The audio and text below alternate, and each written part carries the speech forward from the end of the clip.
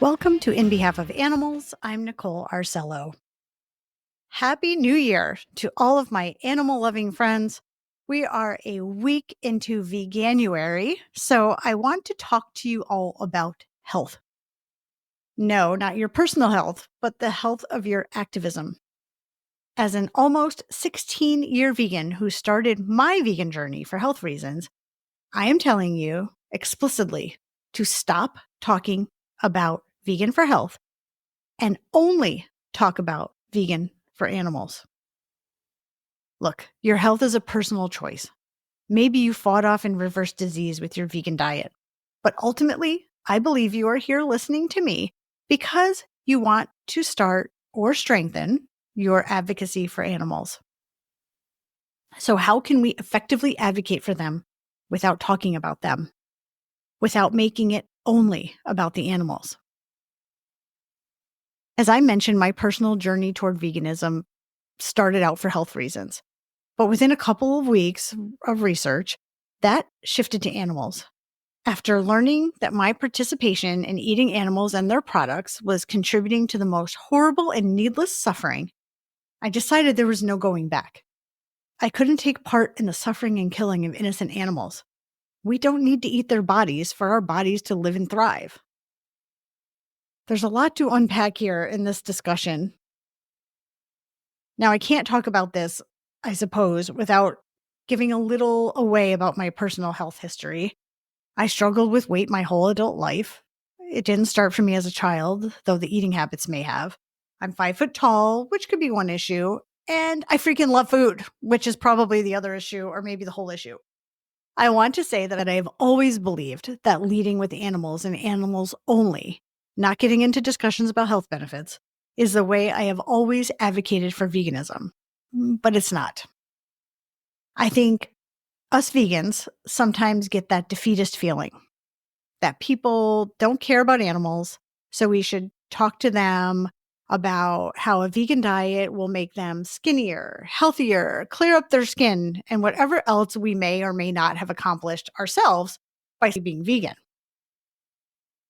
We sometimes feel that we need to tap into the selfishness of the human species. They only care about themselves, it seems, right? So we have to face that head on, show them that if they stop eating animals, it will benefit them in every way they ever dreamed. Well, my friends, I think this is bad for ourselves and really, really, really bad for the animals.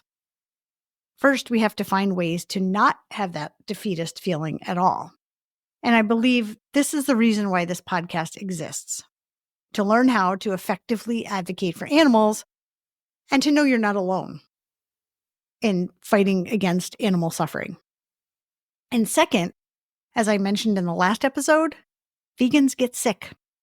The truth is, we vegans can have high blood pressure, diabetes, cancer.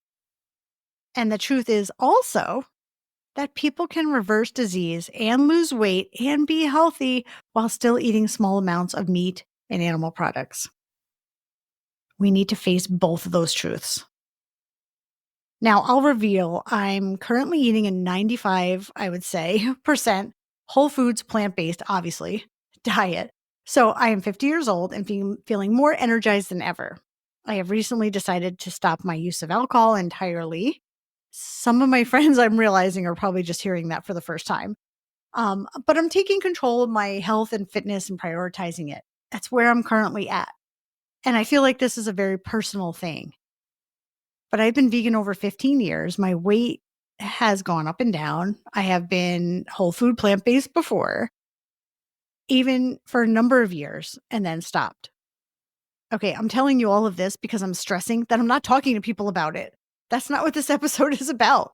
I'm not on my social media saying to, eat the way I'm eating. I'm saying don't eat animals. But recently, I've been watching some videos, interviews with whole food plant-based doctors and proponents, and what I suspected to be true was revealed in a recent video.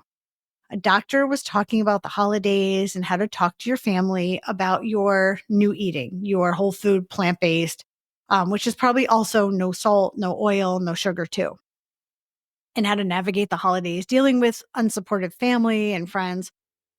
So this was all about health, but it was also about going off the quote diet. So the thing I always say, if you go vegan for health, what's stopping you from eating a piece of meat here and there? What's stopping you from having a few bites of non-vegan cake or dairy ice cream at the ice cream stand on the hottest day of the summer? The answer is nothing. Nothing's stopping you from doing that. The doctor I was listening to was saying that people on this diet, remember, it's whole food, plant-based, SOS, no sugar, salt, or oil, or no sugar, oil, or salt. I had to look that one up. They may choose to recreational eat. So think recreational drugs, social drinking, going off plan, eating something you know isn't good for you, but you do it anyway. So they have that choice to just eat non-vegan food. Well, that sums it up, right? You can cheat on a diet. You can have a little slip up and go right back on it, right? Even environmental vegan, which is probably another discussion. But what's going to stop you from having that occasional non-vegan meal or treat or whatever? And it definitely won't keep you on the plan, which is being vegan. But being vegan for the animals, you cannot cheat on them. You can't put aside those images in your head of their eyes pleading for help, asking why this is happening to them when they did nothing wrong. Look, vegan isn't about food, but it's not about food, right? I had a vegan bakery for years. I served up the most indulgent, fat, sugar-laden desserts and made so many vegans and non-vegans for that matter very happy. I will still eat those treats, though occasionally, even though my current journey anyway is healthy eating. But I know that I will never, and I know without a shadow of a doubt that my vegan for the animals friends will never go back on their vegan ethics. We're vegan for the animals. And if you need another example, what about that revolving door of celebrities that went vegan for health and went back to being non-vegan? Their bodies were craving meat or whatever the excuse was. What was keeping them there anyway? The animals obviously weren't a part of that equation. So wherever your personal vegan health is at, whether it be whole food plant-based or eating every processed vegan item in the supermarket, and there are so many, thank goodness, do it. I support you. It's all good for me. As long as you aren't eating animals. The rest is your personal choice on how you want to live your life, as long as no animals are hurt in the process. So think about your activism as we embark on this new year. If you want to start out strong for your health, do it. I support you. But start out strong for the animals too.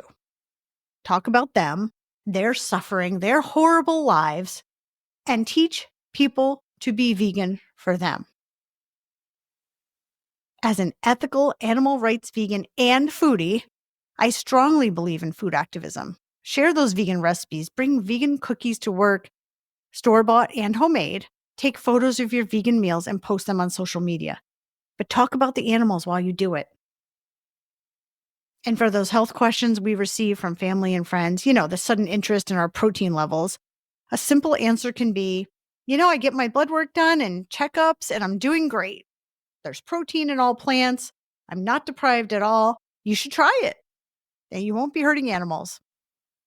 Or I love the way I eat and that I don't take part in the needless suffering and killing of animals. You can start out by talking to friends and family about their pets and their love for animals. Send them petitions that you sign and information from your favorite organizations. Tell them this is very meaningful to me and I would like you to consider signing this petition or reading this article. Can you help me take action and help this animal? Start out small and you never know where it might lead. Thank you for listening, and I would love to hear from you. If you have a thought or comment to share, you can do so on the In Behalf of Animals YouTube version of this episode in the comments. In Spotify, you can comment there as well, or on our website or on our social media. We can even revisit this topic if you have questions or thoughts to add. Until next time. Be a voice for the animals every chance you get.